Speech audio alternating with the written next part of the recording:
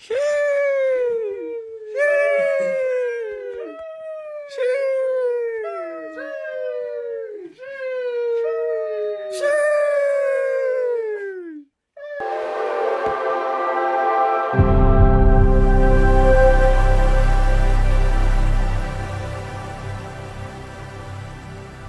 this is Microsoft's newest gaming console, the Xbox Series X, which came out in November of 2020. And it brought with it a lot of new features, one of which was faster loading times for games, and its quick resume feature, which allows you to resume the games even if you weren't currently playing them, and it would start up a lot faster. It might also be pertinent to talk about the controllers and how there really isn't that much of a difference between them. It's a masterpiece! The one on the left is the Xbox One controller, the last console, and the one on the right is the Xbox Series X controller. So there's only really one difference between them, and that's the share button you see in the middle. I mean, the more I look at this console, the more it just looks like a PC than, an actual gaming console. Now, honestly, when I'm playing it, it sounds like it too. So it looks like Microsoft's kind of getting back to its roots in that way, I guess you could say. Something else that's nice about the console is that it's also backwards compatible with every Xbox One game and a lot of Xbox 360 games. It's something not a lot of companies do anymore. And I'd argue the games that you can play on the Xbox Series X, or the older games, they still look pretty good. Another defining feature of the console is that the download times for games were a lot faster. Even on DukeNet's Wi-Fi, I was still able to download games pretty fast, or at least a lot faster than I could with the Xbox One. Definitely something I noticed. When I talk about the Xbox Series X, I have to talk about how everything is inherently more expensive with the console. Starting with the console itself, it's $500 right now. When I got it, it was more, closer to $600. And the controllers themselves cost like upwards of $50, $60, $70. You have to spend so much before you're even, able to play the console.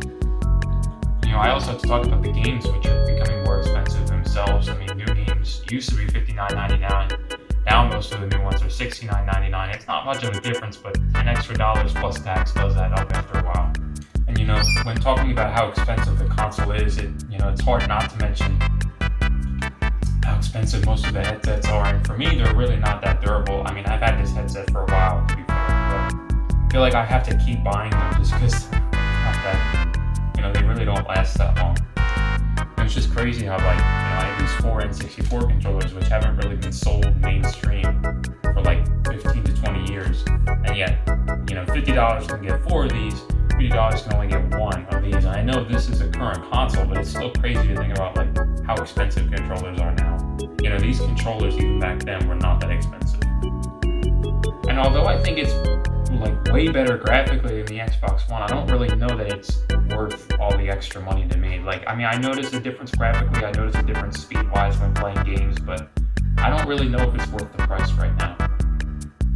And this is my entire Xbox Series X collection of games, at least unique to the console, not other games I already had on my previous console. So there's really not that many games. There's really not that many games for sale in general, and I don't really have any. I only have 3. But it still costs a lot of money. These games still cost around $200 combined. I understand they take a lot to make, but it's just crazy to think how much money it really costs to play. For comparison, this is my N64 gaming collection, and yes, I understand they're older games, but I still think that proves my point that these games cost around the same it cost for me to have 3 Xbox Series X games. And these games came out the better part of 20 years ago, and they stopped producing them maybe 15 years ago, 20 years ago, whatever it was. So these games still cost less combined than those 3 did. I had another glitch when I first had it, when the disk drive wouldn't properly read my discs, which was really frustrating.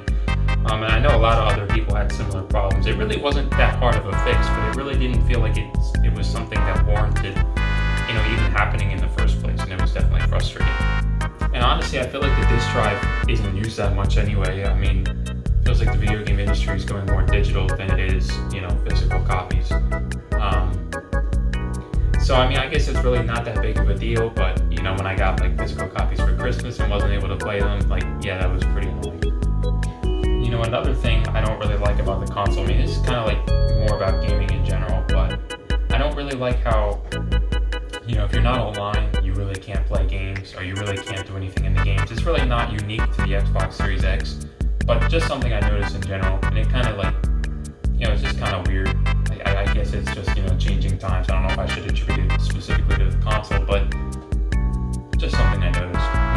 realize I sound like a little bit of a Karen complaining about all these things, especially for someone that got the console and the games and the controllers as a present, but that doesn't mean I haven't had fun playing it.